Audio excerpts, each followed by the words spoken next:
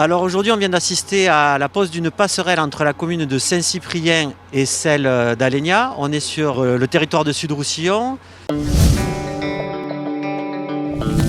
Madame la Présidente, cette voie, on l'appelle voie douce ou voie verte déjà? Voie verte. Une voie verte. C'est pour la mobilité douce. D'accord.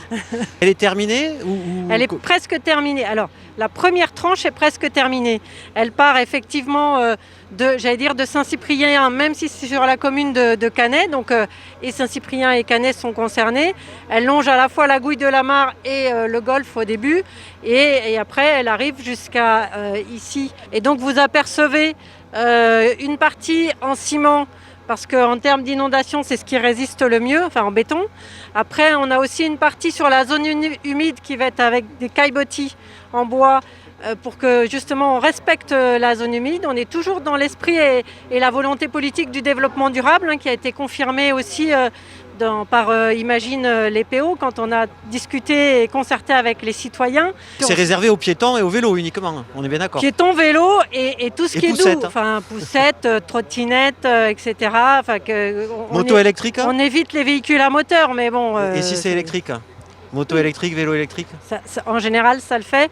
Par contre, je demande à tous ceux qui sont utilisateurs, quand ils sont sur l'électrique, de faire très attention à la sécurité des autres. On est d'accord. Voilà, mais sinon, oui. C'est un projet qui a été financé entièrement par le département? Non, pas entièrement. On est avec Thierry Del Pozo. Donc, il y a à la fois, effectivement, un financement de l'investissement.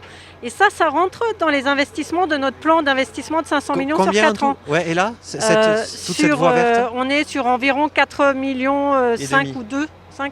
Et là, une passerelle comme ça, vous avez une idée de ce que ça coûte? 225 000. Alors la passerelle en alu, pourquoi en alu? Parce que là aussi c'est plus développement durable. Et puis en plus le président de l'Interco, il va être très intéressé parce que ça va lui faire des économies en entretien. Parce qu'en fait, elle n'est pas peinte, donc il n'y a pas à refaire la peinture. L'alu, ça vieillit tout seul. L'alu, c'est complètement recyclable à 100% tout le temps.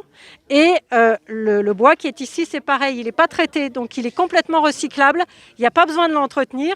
Donc quand je dis ça, je suis sûre que je vais lui faire plaisir, en fait, parce que ça sera moins de frais pour l'entretien. Vous n'avez rien laissé au hasard. Et la prochaine fois que vous allez la traverser, ce sera à vélo? À vélo. Sérieux? Ah oui, sérieux, il n'y a pas de souci. On prend rendez-vous pour aller le mois de février.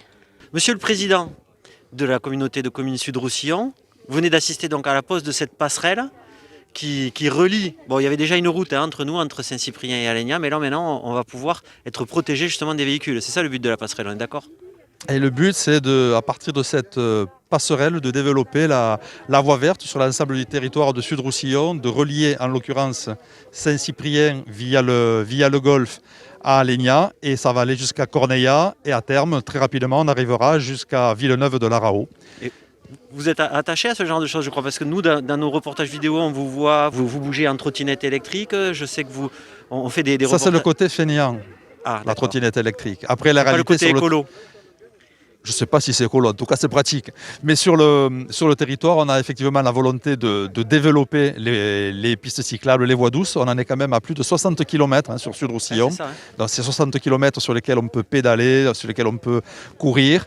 Et à côté de ça, on développe bien évidemment les pistes cyclables. Ça, c'est un outil pour développer les pistes cyclables. On développe aussi le virtual running, c'est-à-dire vous avez des vidéos qui sont diffusées sur les parcours de course, les parcours pédestres de la Comcom. Et vous pouvez, chez vous, courir en ayant les images de votre territoire. Voilà, on en a déjà sorti 2, un troisième. Ces vidéos aussi. Voilà.